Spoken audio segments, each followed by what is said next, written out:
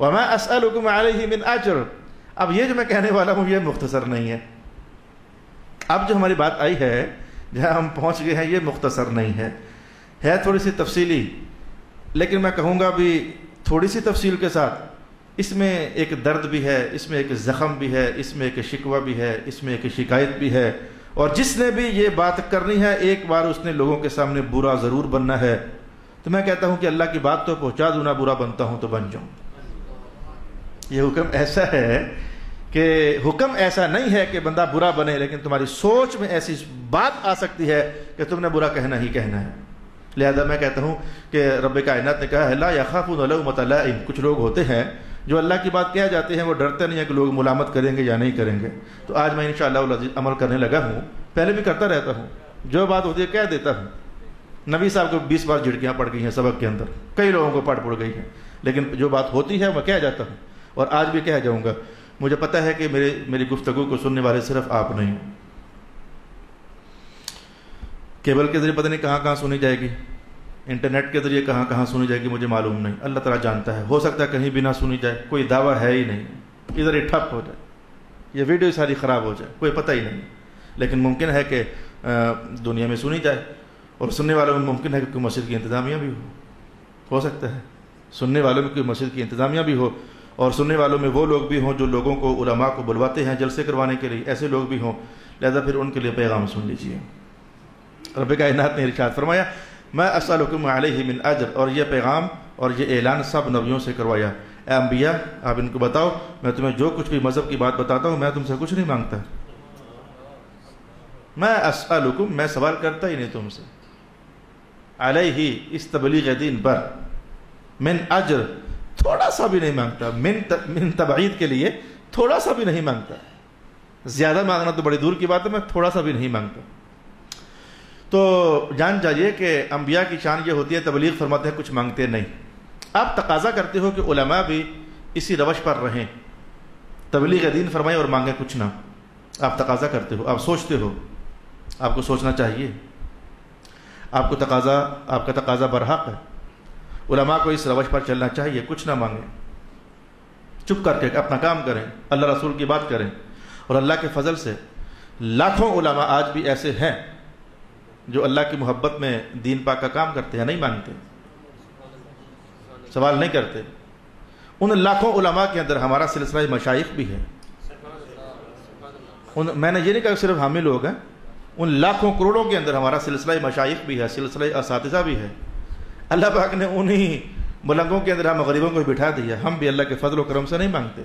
اپنے طلباء کو بھی اسی بات کی تلقین کرتی ہے نہ مانگو, کیونکہ انبیاء کا دستور یہی ہے کہ تبلیغیں کرو لیکن مانگو کچھ نہ. لیکن علماء کا ایک طبقہ ایسا بھی پیدا ہو چکا ہے جو مانگتا ہے. علامہ صاحب تقریر کروانی ہے 40,000 روپیہ لوں گا. اب یہ ایسی تلخ اور کڑوی باتیں ہیں. میں نے کہا تھا جو بھی کہے گا برا بنے گا. میں برا بن جاتا ہوں کوئی بات نہیں, لیکن بات تو کھول کر آپ کو سناؤں نا. کتنا کو برا کہہ لو گے مجھے. حضرت صاحب تشریف لائیں 50,000 روپیہ لوں گا.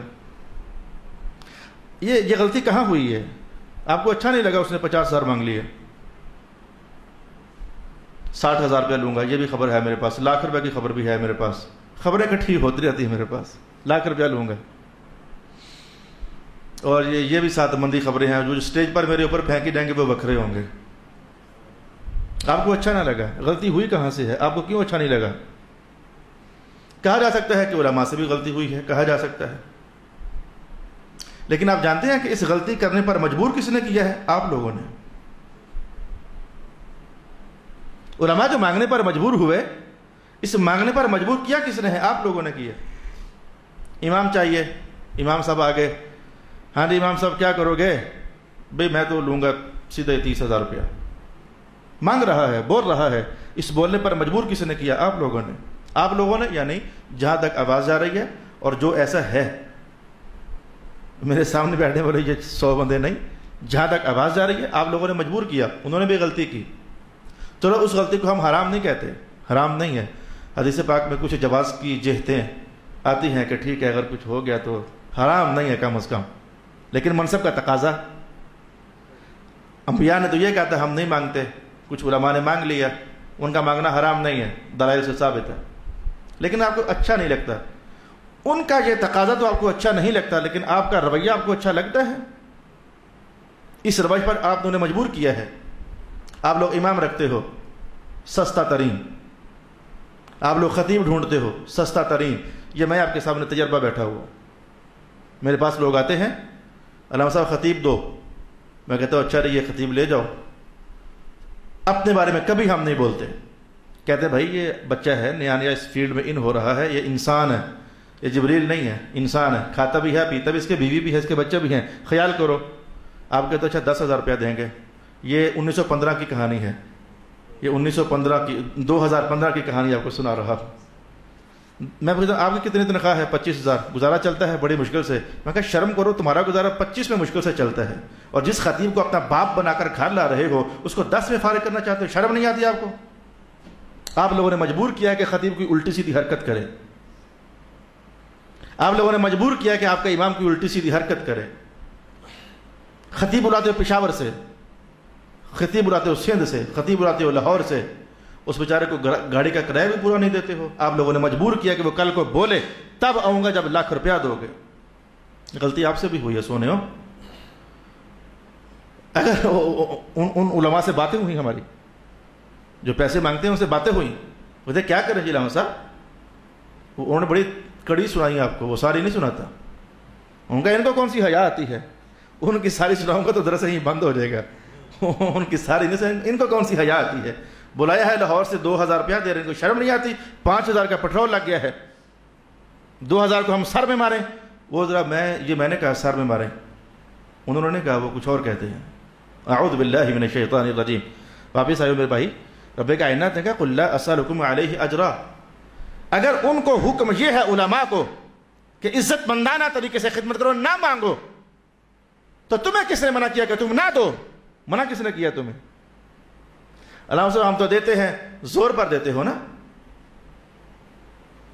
جو مسجد کے دروازے کے باہر کھڑے ہو کر تقریر کرنے کے بعد گنتے ہیں پیسے، ان کو دیتے ہو نا، جو نہیں گنتے بیچارے گھر چلے جاتے ہیں وہ تو کبھی دعا دیتے ہیں کبھی بد دعا دیتے ہیں۔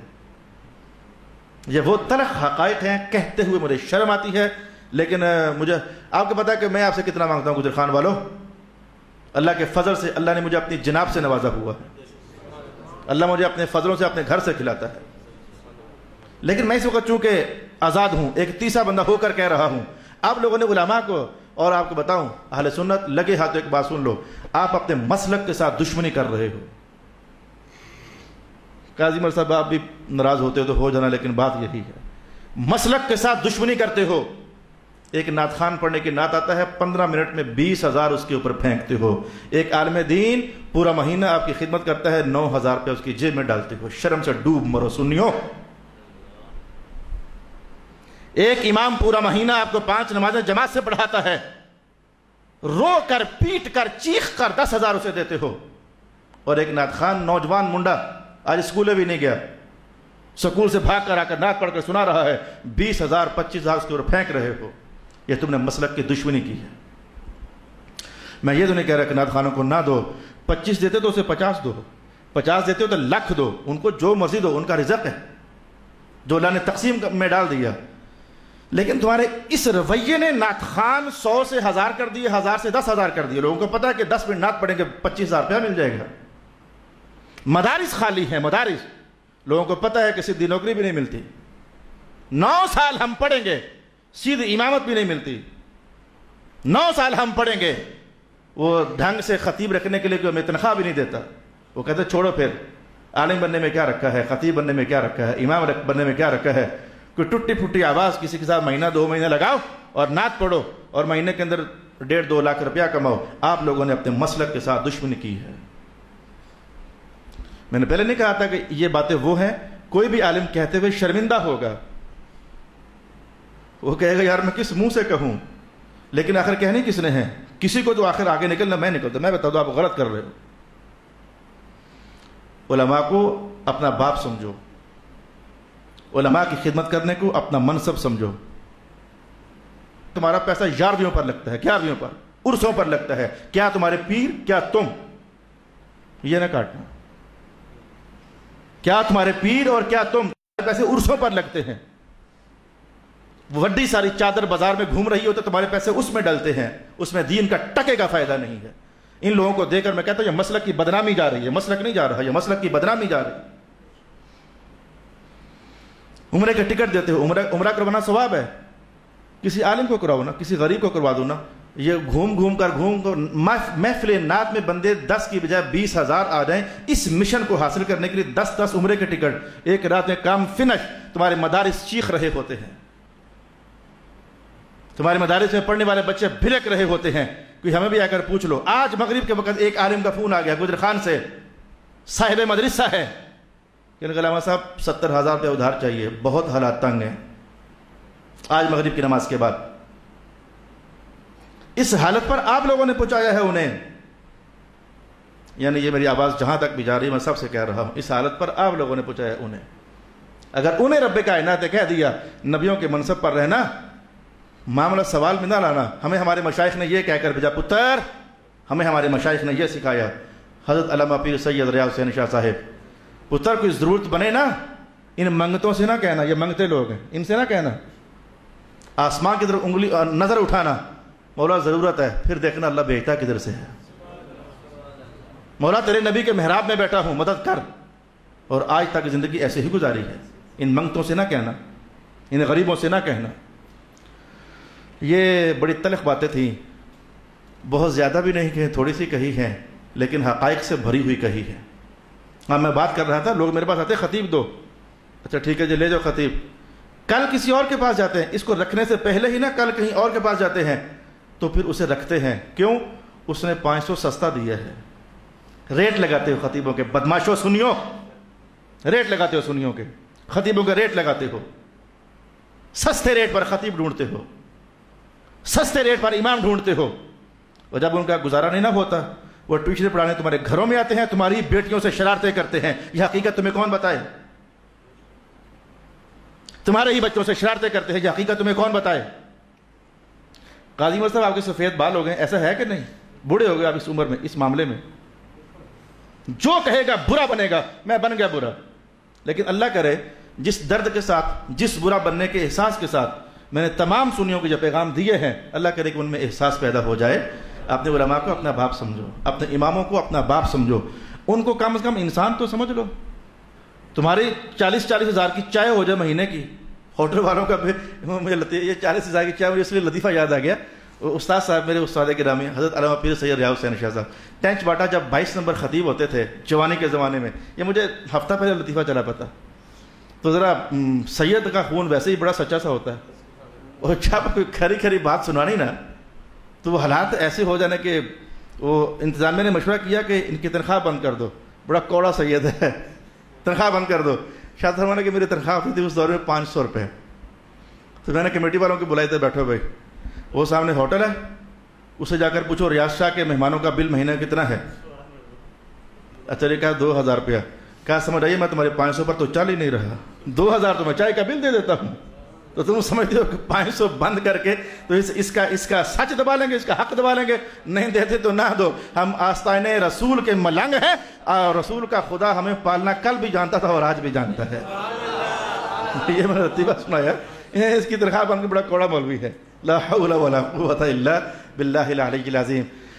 میرے کسی سنی بھائی کا اگر دل رنجیدہ ہوا تو میں چپ کر جاتا ہوں، یار معذرت نہیں کرتا، کام غلط ہے، غلط حقیقت جو آپ کر رہے ہو، جہاں تک میری آواز جا رہی ہے، معذرت شاید کوئی نہیں، آپ کرتے ایسے ہی ہو، چپ کر جاتا ہوں، یہ کر لیتا ہوں، میں خاموش ہو جاتا ہوں، بات آگے نہیں بڑھاتا، اگلی آیت کی طرف سفر شروع کر لیتا ہوں، بسم اللہ الرحمن الرحیم۔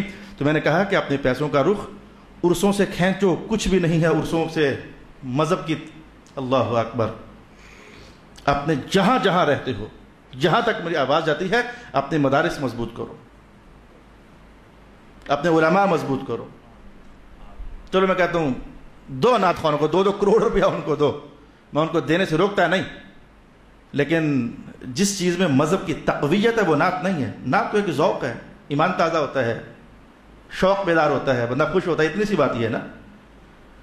نعت خان مناظرہ تو نہیں کرتے، نعت خان حلال حرام تو نہیں بتاتے، نعت خان کردار کی اصلاح تو نہیں کرتے، نعت خان تمہاری شخصیت کی ڈیولپمنٹ تو نہیں کرتے، نعت خان محراب تو نہیں سنبھال سکتے، نعت خان ممبر تو نہیں سنبھال سکتے، ان کا تو اپنا قرآن سیدھا نہیں ہوتا، وہ تمہیں نماز کیا پڑھائیں گے؟ اعوذ باللہ من الشیطان الرجیم، اعوذ باللہ من الشیطان الرجیم۔ اے مجھے اللہ تعالیٰ میں نے تیری محبت میں کہہ دیا جو کہنا تھا، حضور رحمۃ اللہ کے دین کی خاطر کہہ دیا جو کہنا تھا، تاثیر تو پیدا کرنے والا ہے۔ اللہ تعالیٰ ہمارے اہل سنت کے حلقوں کو، خاص کر کے مساجد کی انتظامیہ کو، صاف سی بات ہے، میں چونکہ تجربے دیکھ چکا ہوں، اللہ پاک ان کے دل نرم فرمائے۔ سستے امام نہ ڈھونڈیں، پڑھے لکھے امام ڈھونڈیں، سودے نہ لگائیں، ریٹ نہ لگائیں اماموں کے اور خطیبوں کے، پڑھا لکھا امام ڈھونڈیں، ان کی صحیح زندگی کی ضروریات کی تکمیل کرنے کی کوشش کریں۔ آپ کے دین کا، آپ کے مسلک کا عروج آپ عنقریب کے زمانوں میں اللہ کے فضل سے دیکھنے لگ جاؤ گے۔